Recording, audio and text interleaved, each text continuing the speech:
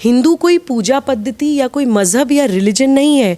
तो विश्वगुरु हम तभी बनेंगे जब हम पूरी दुनिया को उनके सवालों के जवाब देंगे, और उन सभी सवालों के जवाब भारतीय सनातन परंपराओं के पास है, और उसी को बचाने की ये लड़ाई हम लड़ रहे हैं। मैं भारत सरकार से भी ये अपील करती हूँ कि अगर हम भारतीय सनातन परंपराओं को बचाना चाहते हैं तो हमें हमारे संविधान में परिभाषित करना होगा। हमारे संविधान में धर्म, पंथ और संस्कृति परिभाषित होनी चाहिए कि धर्म का पूरे विश्व की किसी भाषा में कोई पर्यायवाची शब्द नहीं है। धर्म केवल भारत का शब्द है, इसीलिए उसको सत्य सनातन धर्म कहा जाता है। मैं गर्व से कहती हूँ कि मेरा धर्म सनातन है, मेरा पंथ इस्लाम है। आप हिंदू राष्ट्र का समर्थन करती हैं? डेफिनेटली समर्थन करती हूँ, बिल्कुल समर्थन करती हूँ। हमारी दिल्ली के चीफ मिनिस्टर फ्री बिजली बांटते हैं, ये उनको मनन करना चाहिए कि ये फ्री बिजली वो अपनी जेब में लेकर पैदा नहीं हुए हैं। एक दिन मैंने अपने गुरुदेव से पूछा, मैं परम आदरणीय श्री के.एन. गोविंदाचार्य जी के मार्गदर्शन में राष्ट्र जागरण अभियान पर काम कर रही हूँ। एक दिन मैंने उनसे पूछा कि गोविंद जी, हिंदुत्व का मतलब क्या है? जब हम भारतीय सनातन परंपराओं के लिए लड़ रहे हैं, what exactly are we fighting for? तो हमें क्या चीज़ ऐसी है जिसके लिए लड़ना है और हमें किस चीज़ को बचाना है? तो उनके माध्यम से जो मुझे पता चला वो मैं आपको बताती हूँ, तो शायद आपको आपके सवाल का जवाब मिले। उन्होंने कहा हिंदुत्व यानी क्या? देश की कलेक्टिव स्मृति का परिपाक वो क्या है? 5 बातें नमूने के तौर पे बताता हूँ। पहला, सभी उपासना पद्धतियों में अखंड श्रद्धा, सभी उपासना पद्धतियों से, पूजा पद्धतियों से उसी परमात्मा की प्राप्ति होती है, यह विश्वास। दूसरा, एक ही सत्य सभी जड़ चेतन में अनुस्यूत है। Same consciousness permeates in all animate and inanimate matter, जो हमें भगवद गीता में श्री कृष्ण भी बता के गए हैं कि चींटी से लेके पहाड़ तक मैं हूँ।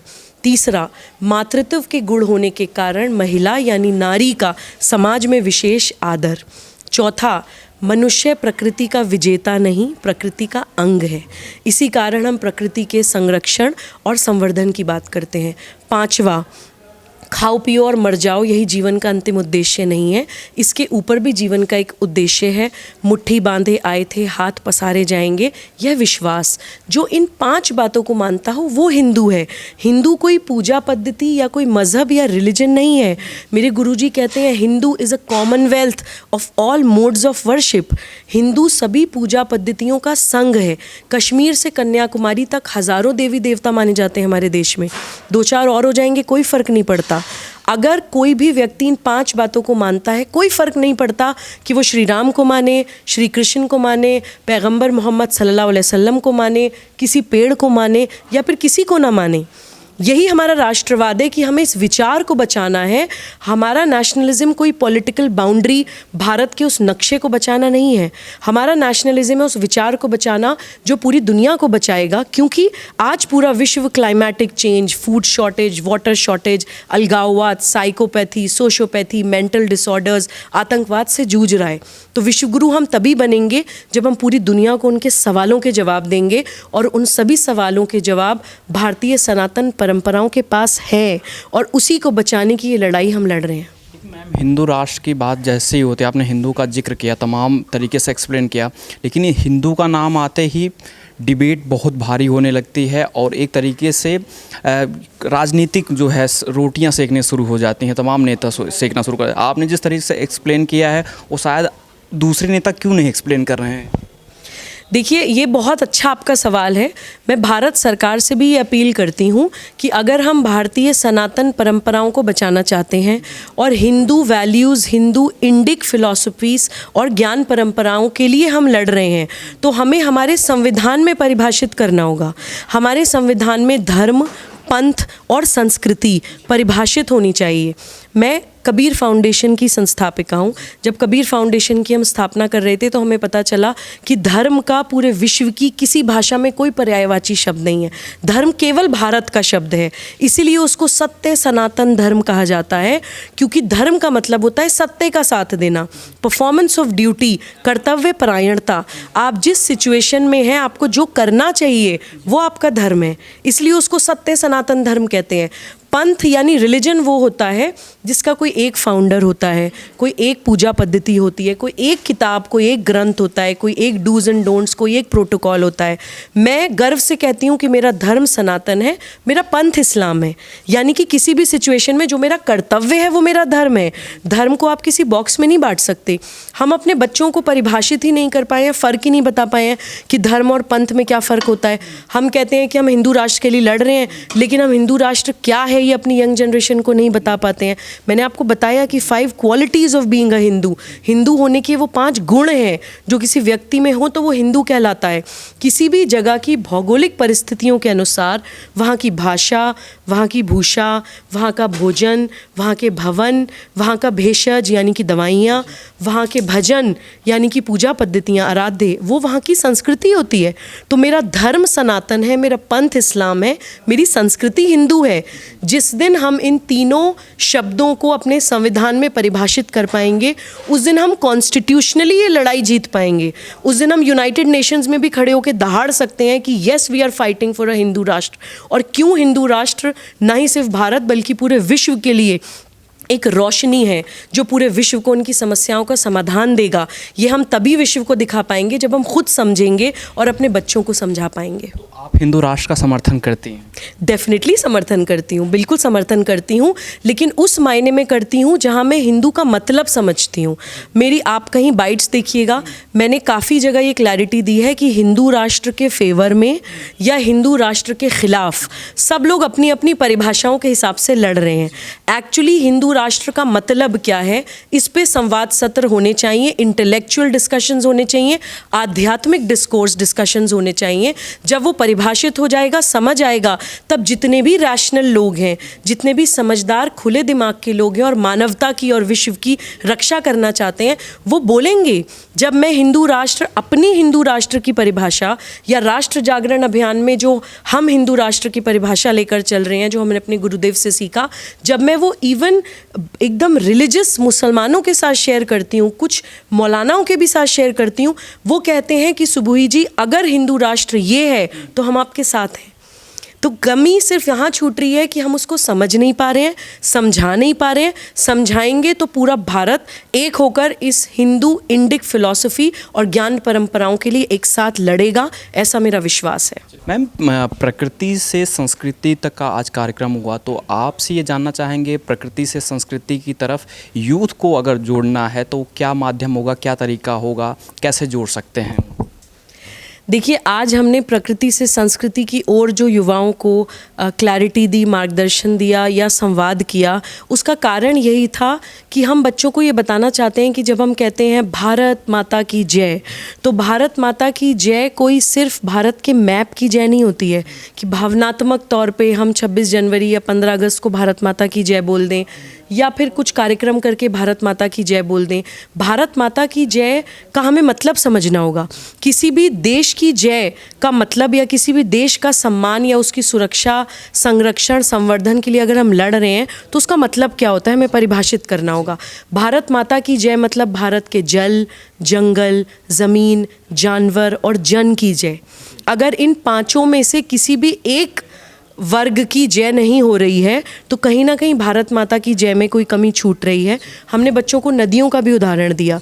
हमने कहा कि भारतीय संस्कृति या भारत विश्वगुरु अपनी प्राकृतिक संपत्ति के कारण था। विश्व की सर्वश्रेष्ठ नदियां हैं हमारे पास, और आज हमारी नदियों की क्या स्थिति है।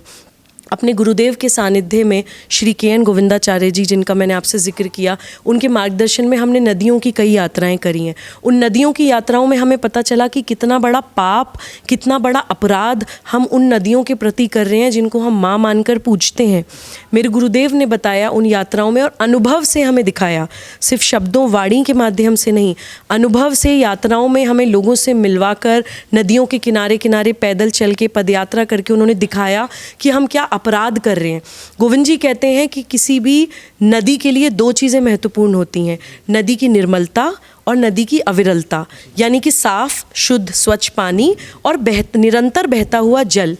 अब निर्मलता को कौन गंदा कर रहा है? लोगों को लगता है कि जो कूड़ा करकट हम डाल रहे हैं वही गंदगी है। जानकार कहते हैं कि वो केवल 10% है। फिर 90% क्या है? 90% है वो इंडस्ट्रियल वेस्ट, वो कॉरपोरेट माफिया, वो केमिकल फैक्ट्रीज़ का गंदा केमिकल वेस्ट जो हमारी नदियों में प्रवाहित होता है। वो 90% है हमारा सीवेज सिस्टम का गंदा मलमूत्र का पानी जो हम अपनी नदियों में बहा देते हैं। कहीं ना कहीं हम इतना बड़ा पाप कर रहे हैं।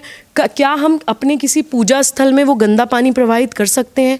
क्या हम अपने किसी पूजा स्थल में वो केमिकल वेस्ट, इंडस्ट्रियल वेस्ट प्रवाहित कर सकते हैं? नहीं, लेकिन हम अपनी नदियों में वो कर रहे हैं। और निर्मलता पे तो हम प्रहार कर ही रहे हैं, अविरलता भी रोक रहे हैं। देखिए, प्रकृति में इतनी ताकत होती है कि अगर हम उसको चारों तरफ से भी गंदा करें लेकिन वो स्वच्छ उसको स्वतंत्र होकर बहने दें तो वो अपने आप को खुद साफ कर लेगी। हम गंदा भी कर रहे हैं और स्वतंत्र होकर बहने भी नहीं दे रहे हैं। नदियों की अविरलता कौन रोकता है? इलीगल इंक्रोचमेंट्स, अवैध जो कब्जे होते हैं। सुप्रीम कोर्ट के जजमेंट्स हैं कि नदी के 500 मीटर दोनों ओर कोई भी कंस्ट्रक्शन नहीं हो सकता है, लेकिन होते हैं। रिजॉर्ट्स बनते हैं, रिवर फ्रंट्स बनते हैं, पक्के घाट बनते हैं। कई जगह तो लोग आरती कर रहे होते हैं, गंगा आरती, और नदियों को ही इंक्रोच करके बैठे हैं। मेरे गुरुदेव कहते हैं कि अगर हम नदी को मार रहे हैं और बैठकर सिर्फ गंगा आरती कर रहे हैं, उसका मतलब है शव का श्रृंगार करना। हमारा संबंध क्या है माँ गंगा से, ये हमें समझना पड़ेगा। सिर्फ खाली हॉलो इमोशन से काम नहीं चलेगा। अगर मेरा अपने किसी व्यक्तिगत किसी से मेरा संबंध है, उस व्यक्ति के जीवन की चिंता मैं ना करूं, वो मेरे सामने दम तोड़ दे मेरी लापरवाही के कारण, और फिर उसके शव को मैं फूल पत्ती आरती करके सजाऊं, तो उसका कोई मायने नहीं रह जाता है अगर मैंने उनके जीवन को बचाने के लिए कोई काम नहीं किया। नदियों की अविरलता हमारे डैम्स भी रोक रहे हैं। कुछ लोग कहते हैं कि डैम्स होने ही नहीं चाहिए, लेकिन मेरे गुरुदेव ये कहते हैं कि जानकार कहते हैं कि डैम्स में ठीक है, आपको सिंचाई के लिए पानी चाहिए, बिजली बनाने के लिए पानी चाहिए, आपने डैम्स बनाए हैं, कोई बात नहीं, लेकिन जानकार कहते हैं कि 40% पानी इस्तेमाल के लिए रोकिए, 60% छोड़ दीजिए। अगर आप ऐसा भी करेंगे तो भी कोई दिक्कत नहीं होगी। हम लोग नरौरा डैम पहुंचे, वहाँ पे 85% पानी हम रोक लेते हैं, केवल 15% छोड़ते हैं और उसमें दुनिया जान की फिर आगे गंदगी डालते हैं। नरौरा डैम के बाद प्रैक्टिकली गंगा जी समाप्त हो जाती हैं। 85% पानी क्यों रोकते हैं, हमें अपने आप से सवाल करना होगा। केवल मनुष्य का लालच, हमें लगता है कि हम वो 85% पानी इस्तेमाल कर लेंगे। जब हम वो पानी इस्तेमाल नहीं कर पाते, दुनिया जहान की बिजली बनती है, दुनिया जहान का एग्रीकल्चर में वो पानी इस्तेमाल होता है, फिर भी 85% यूज़ नहीं कर पाते, फिर क्या करते हैं कि भाई डैम्स में दरार आ रही हैं, प्रकृति की ताकत को तो नहीं रोक सकते, फिर वो डैम का पानी एक साथ छोड़ दिया जाता है बिना कोई थॉट लगाए। नरौरा डैम के लोकल ग्रामीण लोगों का ये कहना है कि हम प्रकृति की बाढ़ के पीड़ित नहीं हैं। हर कुछ सालों में नरौरा डैम का पानी छोड़ा जाता है और वो गांव के गांव बहा के ले जाता है। वहाँ के लोग कहते हैं हम प्रकृति की बाढ़ के पीड़ित नहीं हैं, हम नरौरा की बाढ़ के पीड़ित हैं। ये मैसेज मैं आपके चैनल के माध्यम से भारत के युवाओं को देना चाहती हूँ, क्योंकि आज हमने दिल्ली में भी बाढ़ देखी है। ये जो फर्जी खबरें हम टीवी पे देखते हैं कि बादल फट गए और ये फट गए, कोई बादल नहीं फटता है। कहीं ऑड इंस्टेंस में अगर फटता होगा तो फटता होगा, लेकिन वो बहुत रेयर इंस्टेंस होते हैं। इन डैम्स के गेटवेज टूटते हैं, इन डैम्स के दरवाजे टूटते हैं, वहाँ से पानी निकलता है, कुछ क्षेत्र में बाढ़ आती है। किसी नदी का पानी ऊपर होता है तो कहीं की सरकारें पानी किसी दूसरी नदी में डाइवर्ट कर देती हैं, फिर दूसरी स्टेट में बाढ़ आती है। हम दिल्ली में बाढ़ भोग रहे हैं ना, हमारी दिल्ली के चीफ मिनिस्टर फ्री बिजली बांटते हैं। ये उनको मनन करना चाहिए कि ये फ्री बिजली वो अपनी जेब में लेकर पैदा नहीं हुए हैं, ये प्रकृति से बनती है। सारी चीज़ें आपस में कैसे इंटरलिंक्ड हैं आप देखिए। आप फ्री बिजली बांटेंगे तो मिसयूज़ भी होगा, लोग दुरुपयोग भी करेंगे, ज़्यादा बिजली की ज़रूरत भी पड़ेगी, ज़्यादा बिजली के लिए ज़्यादा पानी रोका भी जाएगा। जब डैम्स रोक नहीं पाएंगे तो छोड़ा भी जाएगा, छोड़ा नहीं जाएगा तो डैम्स के दरवाजे टूटेंगे, बाढ़ आएगी, गांव के गांव बहेंगे। तो किसी भी राजनेता को कोई अधिकार नहीं है समाज को अकर्मण्य बनाने का, अपने राजनीतिक हित साधने के लिए वोट्स को खरीदने का। मैं भारत के समाज को ये कहना चाहती हूँ कि प्रकृति की ताकत को समझें, प्रकृति के महत्व को समझें। प्रकृति ही भगवान है, प्रकृति ही राष्ट्र प्रेम है। अगर कोई भी नेता आपको कुछ भी फ्री देना चाहता है, मैं नेताओं से भी ये कहती हूँ, राजसत्ता राजनीतिक नेताओं से भी कहती हूँ कि अगर समाज का भला करना चाहते हैं और कुछ फ्री देना चाहते हैं तो केवल शिक्षा, स्वास्थ्य और न्याय, ये 3 चीज़ें मुफ्त आप दीजिए, ये आपका अधिकार भी है और आपका कर्तव्य भी है। इसके अलावा कुछ भी आप फ्री बांट रहे हैं तो वो कहीं ना कहीं समाज को ही नुकसान होता है। There are no free lunches in life. Delhi वासियों को समझ जाना चाहिए कि जो फ्री बिजली वो एंजॉय कर रहे थे उसकी एक कीमत थी, जो कीमत उन्होंने चुकाई है और अभी तो शायद कुछ ही चुकाई है। जो क्लाइमेट एक्टिविस्ट काम कर रहे हैं पूरी दुनिया में, उन्होंने डेडलाइन दे दी है 2030 कि 2030 तक अगर हमने प्रकृति को बचाने के लिए काम नहीं किया तो उसके बाद there is no U turn. उसके बाद हम ऐसा विनाश देखेंगे जो मनुष्य के हाथों से बाहर होगा। इवन यूनाइटेड नेशंस में कई देशों के साइंटिस्ट ने जमा होकर ये ऑफिशियल स्टेटमेंट दी है, be prepared for collective efforts और be ready for collective suicide. इस तरफ हमें सोचना पड़ेगा। इसीलिए प्रकृति से संस्कृति की ओर हमारी ये संवाद यात्रा है जो हम पूरे देश में आगे लेकर जाने वाले हैं। आपसे ये जानना चाहिए, क्या मौजूदा समय में सरकार के तौर पर एज अ सिटीजन हम फेल रहे हैं प्रकृति का संरक्षण करने में? सरकार के तौर पर या as a citizen? As a citizen भी, और सरकार जो है मौजूदा, वो दोनों फेल रहे हैं क्या?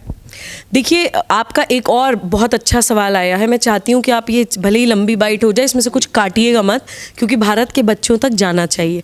मेरे गुरुदेव कहते हैं कि राजसत्ता से भी बड़ी चीज़ होती है समाज सत्ता, यानी समाज की ताकत। हमने कॉलेजेस मांगे, यूनिवर्सिटीज़ मांगी, एयरपोर्ट्स मांगे, बिल्डिंग्स मांगी, डेवलपमेंट मांगी, जो जो हमने मांगा वो हमें मिला। अगर हम प्रकृति मांगना शुरू करेंगे, प्रकृति की आवाज़ उठाना शुरू करेंगे तो सरकारें मजबूर हो जाती हैं काम करने के लिए। मैं कहती हूँ कि हम राजसत्ता को बहुत लार्जर देन लाइफ बना देते हैं। हमारे जो देश को समझने वाले जो राष्ट्र ऋषि रहे हैं, जो देश को बहुत अच्छे से देश के मनोविज्ञान को समझते हैं, वो कहते हैं कि स्वराज का कॉन्सेप्ट ही यही है, समाज द्वारा जो ऑपरेट होता है, समाज द्वारा रेगुलेटेड राजसत्ता ही स्वराज का कॉन्सेप्ट है। और चाहे वो ब्यूरोक्रेसी हो, चाहे वो एकेडमिक्स हो, चाहे वो पॉलिटिक्स हो, ये लोग हमारे में से ही होकर जाते हैं। तो समाज अगर एकत्र होकर अपनी समाज सत्ता की ताकत को पहचान कर प्रकृति की आवाज़ उठाएगा तो डेफिनेटली राजसत्ता मजबूर हो जाएगी, क्योंकि राजसत्ता और समाज सत्ता दोनों ही कहीं ना कहीं फेल हुई हैं अपने भारतीय प्रकृति को संरक्षित और उसका संवर्धन करने के लिए।